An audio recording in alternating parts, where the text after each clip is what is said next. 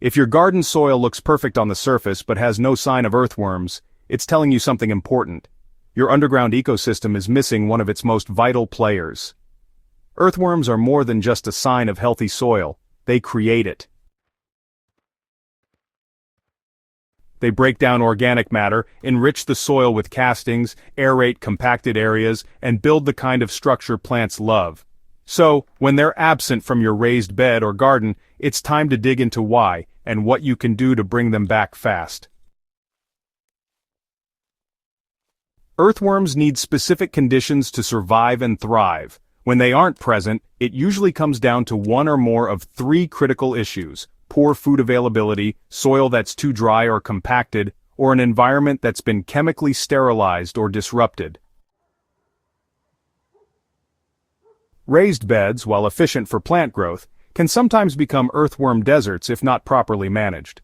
Unlike native soil, which teems with life built over years or decades, raised beds are often filled with commercial mixes that lack microbial life, organic matter, or even a direct connection to the earth below. Without the right conditions, worms won't come, and they definitely won't stay. The first reason you might not see worms in your raised bed is lack of food. Earthworms feed on decomposing organic material: dead leaves, grass clippings, aged manure, and kitchen scraps. If your garden bed looks neat and tidy, with all debris removed and no mulch layer in sight, it's essentially a buffet with no food. Earthworms need a constant source of organic matter to keep their digestive systems and your soil running. Without this, even if they find their way into your bed, they won't linger for long.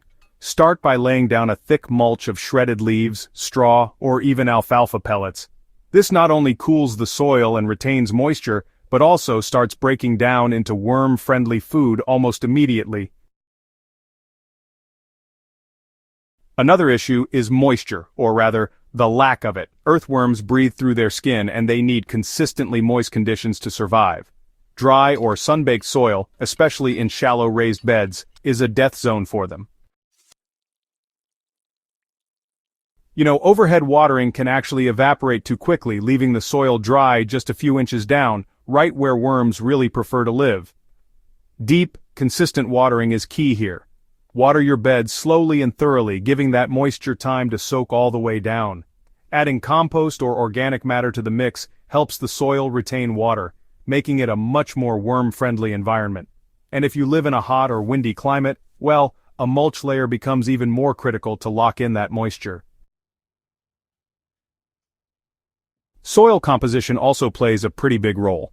If your raised bed is filled with a mix that's heavy on sand or sterile potting medium, it might just lack the texture and microbes that earthworms really prefer.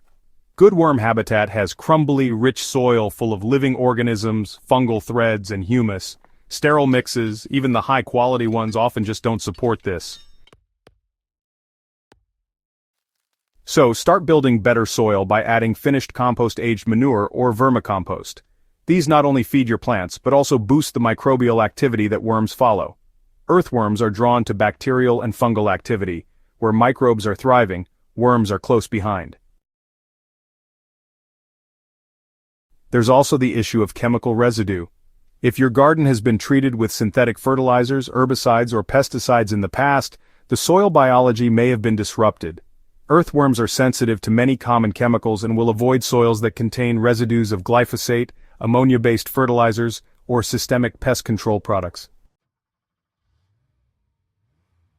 Even if you've switched to organic practices recently, chemical history can linger.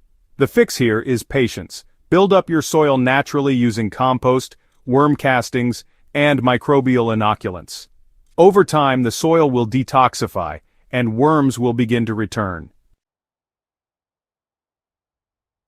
If your raised bed is isolated, such as sitting on concrete sealed with a weed barrier or disconnected from the ground, worms simply may not be able to reach it.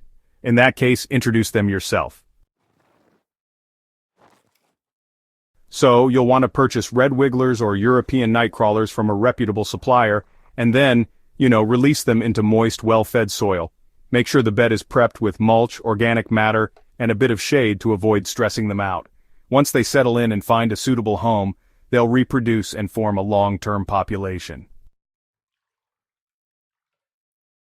Attracting worms also means thinking beyond the worms themselves. It's really about creating the right habitat from the bottom up. You can encourage fungi by burying small woody materials or using leaf mold. And to boost bacterial life, try compost tea or fermented plant juice.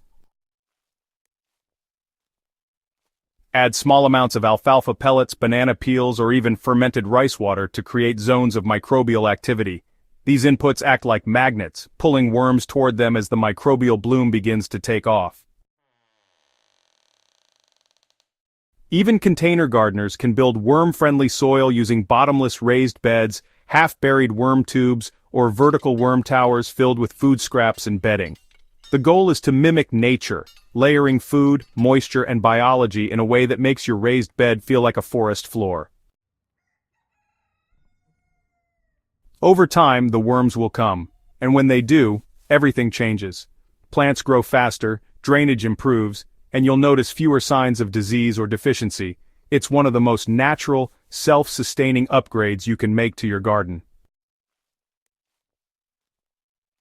Earthworms don't just improve your soil, they are the soil in motion. If they're not showing up, it's because the environment isn't quite right.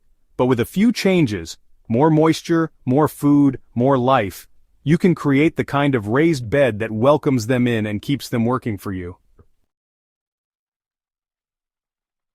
To discover more natural, hands-free ways to fix dead soil and build a thriving garden ecosystem, be sure to subscribe to Hydrohaven and share this guide with fellow gardeners.